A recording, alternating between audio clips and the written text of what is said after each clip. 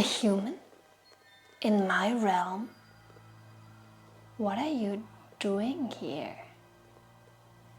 You know that you've come to the wrong place, I suppose. Don't you?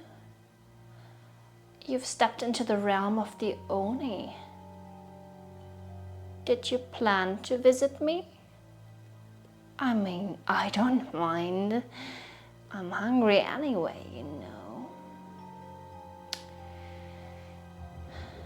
I hear you come because of Halloween, because the veil between the worlds of the living and the dead is so thin tonight.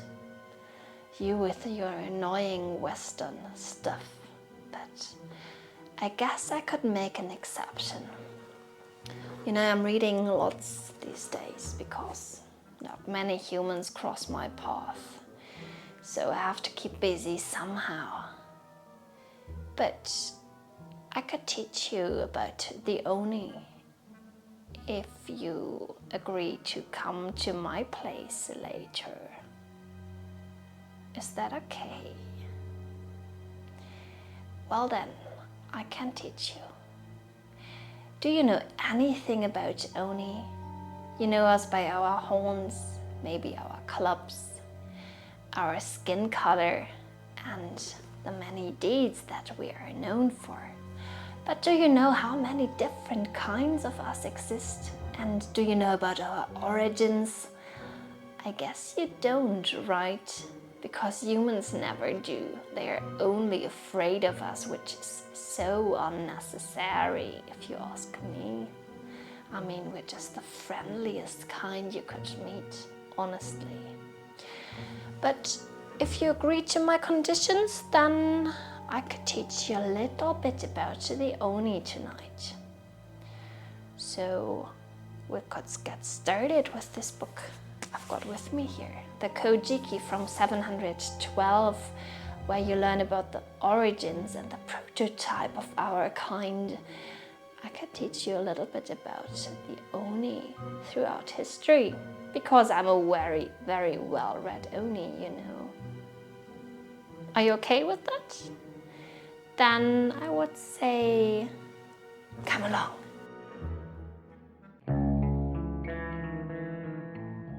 Whew, I'm glad that Oni has disappeared for a while, because it's a little bit creepy if you ask me. Hello and a proper welcome from me, Laura, to this video too. Today is Halloween, and I think the Oni you just saw really has a point, because we often think and talk about vampires and werewolves and ghosts and zombies and other creepy creatures haunting the dead of the night. But do we know anything about Oni, this concept and these kinds of creatures from Japan? I asked myself that question, and as I've been to Japan recently and I'm so interested in Japanese mythology and folklore and literature, I thought for this Halloween I could take the chance to do something slightly different and tell you 3 stories about Oni. First, we will quickly talk about what are Oni and what kinds of Oni there are, and then I will tell you these stories and also talk a little bit about the context of the story. The first one is from the Kojiki, which is the first coherent narrative of folklore and mythology in Japan, written down in 712 AD. The next story is an Oni story from the Konjaku Monogatari, which is often translated as Japanese tales from times past, but literally it would translate to Japanese tales from times past and now as well. And the last story was written down by Lafcadio Hearn, who was a scholar and author and collector of stories, just as the Brothers Grimm a little bit in Germany, and he was collecting ghost and demon stories in Japan in a collection called Kwaidan, and the story we want to talk about is Jikininki, a man-eating demon. Oni is a term that can mean many things, and the first thing you have to know is that Oni is a part of yokai. Yokai is a broader term that can mean any kind of spirit. So it can mean ghost, can also mean demon, and it can also mean other kinds of spirits, but it is a very broad term that can mean any kinds of creatures. And Oni is a little bit more specific. It is often translated as demon, but that alone does not really depict what it entails. It derives from the Chinese word gui. The kanji is the same, and this kanji means something like spirit or ghost, and can also mean demon or some person connected to the dead. And there you can also see there's a Chinese influence on the concept of Oni and a Buddhist influence as well. I won't go into too much detail because today we want to focus on the 3 stories, but if you're interested, there's a very good book by Noriko writer, Japanese Demon Lore it is called, and I will link it below as well. It is a very good and very interesting book, and you can learn many things. So we're gonna get started with the Kojiki, in which you learn about the prototype of the Oni, in a story that is quite tragic and quite interesting because so much is going on. And it starts at the very beginning, the creation of the world. Are you ready? Let's get started. So, this is the story of Izanagi and Izanami as told in the Kojiki. In the beginning, Izanagi and Izanami stood above the formless world and brought forth the island of Japan. Their creation was nearly perfect, but when giving birth to the god of fire, Izanami was consumed by the flames and died. Her soul was going to Yomi no Kuni, the dark underworld. Izanagi, her partner and brother, was desperate and devastated by grief. He followed her and pled for her return to the world above, so they could finish the creation of the world together. She was very glad to see him there, but told him that probably it was impossible for her to return to the land of the living, as she has already tasted the food of the underworld, and by such she was not able to return to the land of the living. But still, she said, she wanted to inquire about it, see if there's a chance for her to still go back to the land of the living. She asked Izanagi to wait for her and, above all, not to look at her.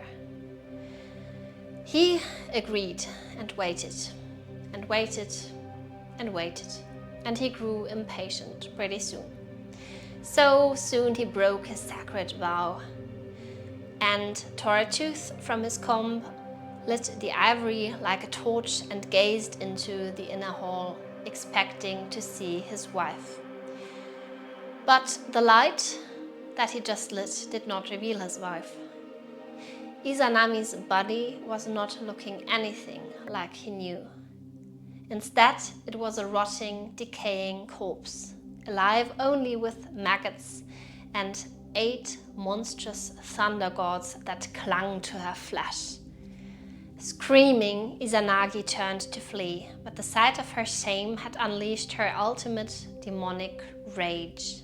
"You have betrayed me," Izanami shrieked as she realized what he had done. And she commanded a hag, an ugly woman also called Shikome, to tear him down, to hunt him down and tear him down.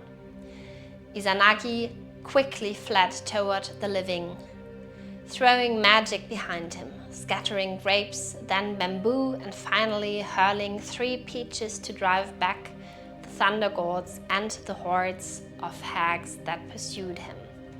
Finally, Izanagi rolled a mighty boulder across the path, permanently severing the world of life and death.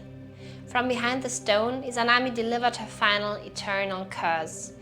"Then I will kill 1,000 of your people every single day. And Izanagi answered with the creation of more life, 1,500 souls every day. The battle between them was over then, but the war for souls had begun. This way, the Oni's hunger was born, from the first divine betrayal and the first rage against mortality. So from this episode of the Kojiki, I think we can learn a few things. One is that in 712, when the Kojiki was written down, they already had this concept of death and afterlife and the land of the dead, and also this concept of the Yomotsushikome, which is this hag that Izanami sends after Izanagi, after he has been shaming her. And first we want to quickly talk about the Yomi no Kuni, which is the concept of the underworld that is introduced here, and it is the place where the dead are going for their afterlife. Izanami is the first woman, the first goddess to go to this place, and once she is there and she has eaten the foods, she cannot get back to the world of the living. So is the rule, and this is also her main concern when Izanagi visits her to get her out of this place. And her rage and anger and shame are activated once he has been looking at her rotting corpse, which is why she sends these hags, these ugly women from the underworld, which is the translation of the term Yomotsushikome, after him. It is not clear whether it is 1 or up to 8 or even more, and it is interesting, I think, because this is seen by scholars often as some kind of the first precursor of the later concept of an Oni. And I think it is interesting insofar not just as it is a precursor of the demon, the Japanese Oni, but also that you see that the emotions of Izanami in this case are put into physical form in that way, so she can physically send someone after Izanagi and put all of her emotions into that creature in a way. And I think that's a concept that reappears later more and more again. I could not really find much information about the Yomotsushikome, so if you know anything more, please let me know and put it down in the comments or write me a message. I would be very thankful. This book here is the Konjaku Monogatari Shu, one of my favorite collections from the 12th century, in which you get the best Oni stories, and so many of them, so much more than in the Kojiki. One of my favorites is at the very end of this collection. It is about a mother who is very, very hungry. And if mothers become hungry, can you imagine what they do? What would you do? Well, whatever you would do, I don't care, because I would do what she did. Let's get started. So the tale that we will now hear is called How the Hunter's Mother Became an Oni and Tried to Devour Her Children. It goes like this. At a time now past, in a district and province, the names of which are no longer known, there were 2 brothers who got their livelihood by killing deer and boar. They went into the mountains regularly to shoot deer, so that elder and younger brother went as a team. They hunted by a technique called waiting. They would lash pieces of wood high across the cleft of some great tree and sit down to wait. When deer passed underneath, they would shoot. The brothers were sitting in the trees about 50 or 60 yards apart, facing each other. It was a moonless night, toward the end of the 9th month, so dark that not a thing could be seen. They waited in hopes of hearing deer come, but night gradually deepened, and there were none. Now, as the elder brother was sitting in his tree, the hand of some supernatural being reached down from above. seized his top knot, and began to draw him upward. Alarmed, he felt for the hand. It was the hand of a human being, emaciated and withered. An Oni has gotten hold of me and is pulling me upward in order to eat me. That must be the explanation, he thought. He would tell his brother sitting opposite, he decided. He shouted to him. And there was an answering shout. The elder brother said, "Suppose just now some weird creature had taken hold of my top knot and were pulling me upwards. What would you do?" "I'd figure out where it is and shoot it," the younger said. The older said, "It's true. Something really has taken hold of my top knot just now and is pulling me upwards." "I'll aim by your voice," the younger said. "Well then, shoot," said the elder, and accordingly the younger let fly a forked arrow. He sensed that it had struck just above his brother's head. "It seems to me I've hit it," he said. The elder brother felt above his head and found that the hand that had seized him had been severed at the wrist and was dangling. He took it and said, "You've already cut off the hand that took hold of me. I have it here. Let's call it a night and go home." "All right," said the younger. Both came down from their trees and they went home together.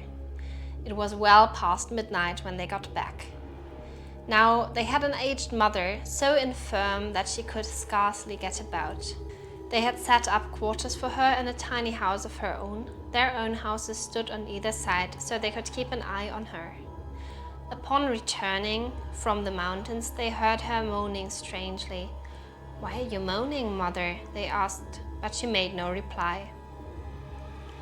Then they lit torches and together examined the severed hand.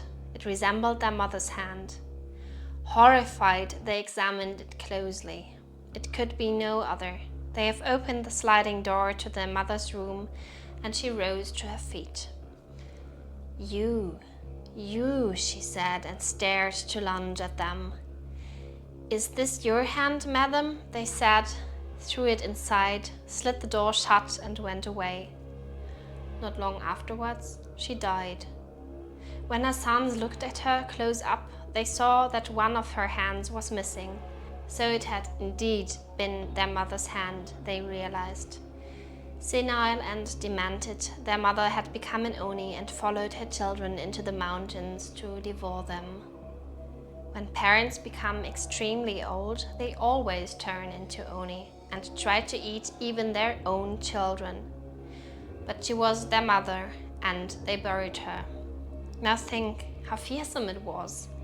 So the tale's been told, and so it's been handed down. It is quite interesting that the central horror in the story is the figure of the mother and her transformation into an Oni, because you see still the connection that the two boys have to her mother, and they still bury her, although she has become an Oni and they know that she's been trying to devour them, but their filial duty and their moral values still tell them that it is necessary to bury her properly, as she is their mother, as one of the last sentences of the story told us.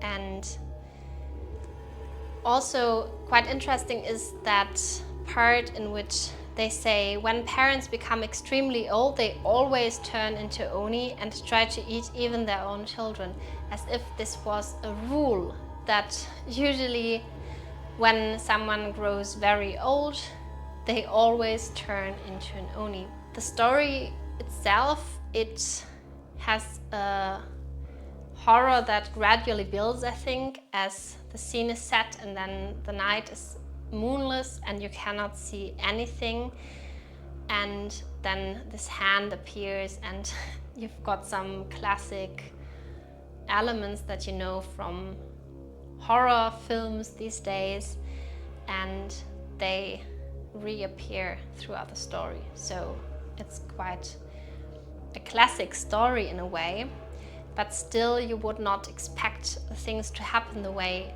they do happen. I think that eventually the Oni here is just showing that things are not always as they seem, and Oni are obviously not inherently bad. It seems in this case to be some kind of unwritten law or some way things just are, that old people become Oni and want to devour their children. But probably there's more to the story as a background. I could not really find much information about it, sadly.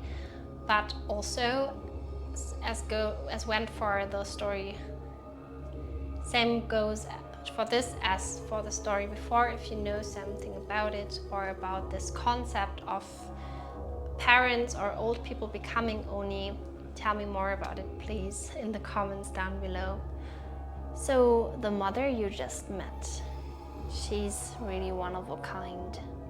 Not many parents are like that. The older ones, yes, but not all of them become Oni. But hunger that haunts you all your life, how would that feel? The constant need to devour something, someone that haunts you. The constant feeling of dissatisfaction, of lust and longing. I will tell you the story of a Jikininki, one of the rather tragic creatures in my realm, and one I still sympathize a lot with, because I can also feel that eternal hunger deep, deep inside. Let's hear the story now, if you're ready, and you dare. Once, when Muso Kokushi, a priest of the Zen sect, was journeying alone through the province of Mino, he lost his way in a mountain district where there was nobody to direct him. For a long time he wandered about helplessly, and he was beginning to despair of finding shelter for the night, when he perceived on the top of a hill, lighted by the last rays of the sun, one of those little hermitages called anjitsu, which are built for solitary priests. It seemed to be in ruinous condition, but he hastened to it eagerly and found that it was inhabited by an aged priest, from whom he begged the favor of a night's lodging. This the old man harshly refused, but he directed Muso to a certain hamlet in the valley adjoining where lodging and food could be obtained. Muso found his way to the hamlet, which consisted of less than a dozen farm cottages, and he was kindly received at the dwelling of the headman. 40 or 50 persons were assembled in the principal apartment at the moment of Muso's arrival, but he was shown into a small, separate room, where he was promptly supplied with food and bedding. Being very tired, he lay down to rest at an early hour, but a little before midnight he was roused from sleep by a sound of loud weeping in the next apartment. Presently, the sliding screens were gently pushed apart, and a young man, carrying a lighted lantern, entered the room, respectfully saluted him and said, "Reverend sir, it is my painful duty to tell you that I am now the responsible head of this house. Yesterday I was only the eldest son, but when you came here, tired as you were, we did not wish that you should feel embarrassed in any way. Therefore we did not tell you that father had died only a few hours before. The people whom you saw in the next room are the inhabitants of this village. They all assembled here to pay their last respects to the dead, and now they are going to another village about 3 miles off. For by our custom no one of us may remain in this village during the night after a death has taken place.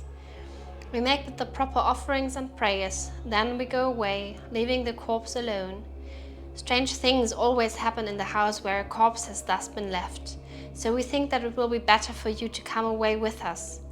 We can find you good lodging in the other village, but perhaps as you are a priest you have no fear of demons or evil spirits, and if you are not afraid of being left alone with the body, you will be very welcome to the use of this poor house. However, I must tell you that nobody except a priest would dare to remain here tonight." Muso made answer. For your kind intention and your generous hospitality, and I am deeply grateful. But I am sorry that you did not tell me of your father's death when I came. For though I was a little tired, I certainly was not so tired that I should have found difficulty in doing my duty as a priest. Had you told me, I could have performed the service before your departure. As it is, I shall perform the service after you have gone away, and I shall stay by the body until morning. I do not know what you mean by your words about the danger of staying here alone, but I am not afraid of ghosts or demons. Therefore, please to feel no anxiety on my account. The young man appeared to be rejoiced by these assurances and expressed his gratitude in fitting words. Then the other members of the family and the folk assembled in the adjoining room, having been told of the priest's kind promises, came to thank him, after which the master of the house said, "Now, reverend sir, much as we regret to leave you alone, we must bid you farewell. By the rules of our village, none of us can stay here after midnight. We beg, kind sir, that you will take every care of your honorable body, while we are unable to attend upon you. And if you happen to hear or see anything strange during our absence, please tell us of the matter when we return in the morning." All then left the house, except the priest, who went to the room where the dead body was lying. The usual offerings had been set before the corpse, and a small Buddhist lamp, Tomyo, was burning. The priest recited the service and performed the funeral ceremonies, after which he entered into meditation. So meditating he remained through several silent hours, and there was no sound in the deserted village.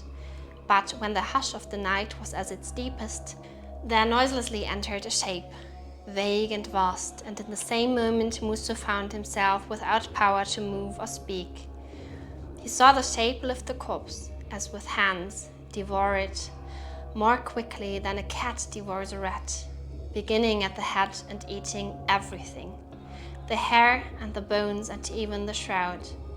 And the monstrous thing, having thus consumed the body, turned to the offerings and ate them also. Then it went away as mysteriously as it had come. When the villagers returned next morning, they found the priest awaiting them at the door of the headman's dwelling. All in turn saluted him, and when they had entered and looked about the room, no one expressed any surprise at the disappearance of the dead body and the offerings. But the master of the house said to Muso, "Reverend sir, you have probably seen unpleasant things during the night. All of us were anxious about you.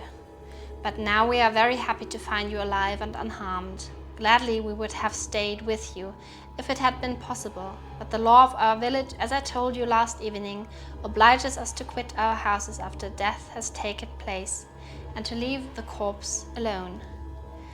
Whenever this law has been broken heretofore, some great misfortune has followed. Whenever it is obeyed, we find that the corpse and the offerings disappear during our absence. Perhaps you have seen the cause." Then Muso told of the dim and awful shape that had entered the death chamber to devour the body and the offerings. No person seemed to be surprised by this narration, and the master of the house observed, "What you have told us, reverend sir, agrees with what has been said about this matter from ancient time." Muso then inquired, "Does not the priest on the hill sometimes perform the funeral service for your dead?" "What priest?" the young man asked. "The priest who yesterday evening directed me to this village," answered Muso. "I called at his anjitsu on the hill yonder. He refused me lodging, but told me the way here." The listeners looked at each other as in astonishment, and after a moment of silence, the master of the house said, "Reverend sir, there is no priest and there is no anjitsu on the hill. For the time of many generations there has not been any resident priest in this neighborhood." Muso said nothing more on the subject, for it was evident that his kind host supposed him to have been deluded by some goblin. But after having bidden them farewell and obtained all necessary information as to his road, he determined to look again for the hermitage on the hill, and so to ascertain whether he had really been deceived. He found the anjitsu without any difficulty, and this time its aged occupant invited him to enter. When he had done so, the hermit humbly bowed down before him, exclaiming, "Ah, I am ashamed, I am very much ashamed, I am exceedingly ashamed." "You need not be ashamed for having refused me shelter," said Muso. "You directed me to the village yonder, where I was very kindly treated, and I thank you for that favor." "I can give no man shelter," the recluse made answer, "and it is not for the refusal that I am ashamed. And I'm ashamed only that you should have seen me in my real shape, for it was I who devoured the corpse and the offerings last night before your eyes. Know, reverend sir, that I am a Jikininki, an eater of human flesh. Have pity upon me and suffer me to confess the secret fault by which I become reduced to this condition. A long, long time ago I was a priest in this desolate region. There was no other priest for many leagues around. So in that time the bodies of the mountain folk who died used to be brought here, sometimes from great distances, in order that I might repeat over them the holy service. But I repeated the service and performed the rites only as a matter of business. I thought only of the food and the clothes that my sacred profession enabled me to gain. And because of this selfish impiety, I was reborn, immediately after my death, into the state of a Jikininki. Since then I have been obliged to feed upon the corpse of the people who die in this district. Every one of them I must devour in the way that you saw last night. Now, reverend sir, let me beseech you to perform a Segaki service for me. Help me by your prayers, I entreat you, so that I may soon be able to escape from this horrible state of existence." No sooner had the hermit uttered this petition than he disappeared, and the hermitage also disappeared at the same instant, and Muso Kokoshi found himself kneeling alone in the high grass beside an ancient and moss-grown tomb of the form called Gorin Ishi, which seemed to be the tomb of a priest. So the story of the Jikininki is quite interesting because it is quite different from the ones that we heard before. And in this story, it is a very selfish priest who is getting cursed because of his selfish acts. And although he has been choosing this job as a priest to devote himself to the service and to the community, he has eventually only been thinking about his own wealth and his own comfort, and through this selfishness he was getting this curse upon him to be reborn in a state of constant craving for consumption and then constant dissatisfaction as well. So he's actually quite a pitiful figure, and it's ultimately a very sad and tragic tale, I think. But we learn that Oni can come from so many different places, and oftentimes they have been human before. And the story behind that is always so different. And in this tale we also have a didactic function that tells us that you should do good deeds in your life so that you don't become an Oni in this way, or at least not a Jikininki. I just wanted to show you that man-eating Oni always have a story behind them as well. Both the story of the woman we heard before, the old and senile woman who got this desire to devour humans, human flesh, and even her own children, and now the priest who became a Jikininki and has to eat corpses in order to satisfy his needs as a Jikininki. So I guess that you heard all of the stories now, right? I guess it's time for you to hold your end of the deal. To come along with me to my hut so I can show you all of the other books about Oni that I own. They are so many, and we could have some dinner together if you agree. Then let's stop wasting time with talking about all that literature. Halloween is only once a year, and tonight we celebrate together I suggest. Who knows if we will ever meet again, or if we get a chance. So let's seize the night. Come along to my place right now.